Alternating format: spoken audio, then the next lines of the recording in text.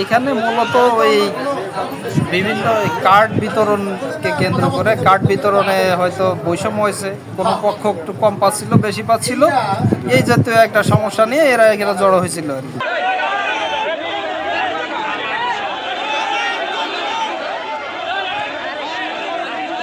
জামাতে ইসলামী এবং ইসলামী ঐক্যজোট তাদের মানে ছিল যে তাদেরকে আসলে কম দেওয়া হয়েছে।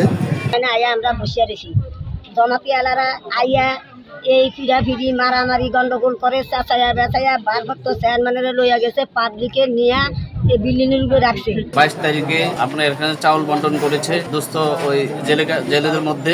আমরা দেখতেছি উনি আমাদেরকে ডাকে নাই এবং আমাদের সাথে কোনো পরামর্শ ব্যতি রেখে বিএনপিকে এবং মেম্বারদেরকে বেশিরভাগ আপনার ত্রাণের যে বন্টন এটা তাদেরকে দিয়ে দিয়েছে।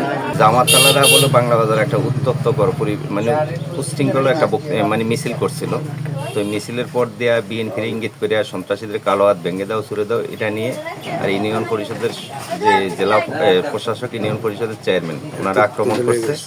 আক্রমণ করার পর দিয়া সেখানে পাবলিকের সাথে জামাতের সাথে বাড়াবাড়ি হয়েছে। বাড়াবাড়ি হওয়ার পর দিয়ে পরবর্তীতে আমরা গেছি যে ওখানে যে পরিস্থিতি নিয়ন্ত্রণে আনছি। আজকে মিছিল নিয়ে আসছি যে এগুলা বৈষম্য করা যাবে না, যারা প্রকৃত হকদার তারা পেতে হবে।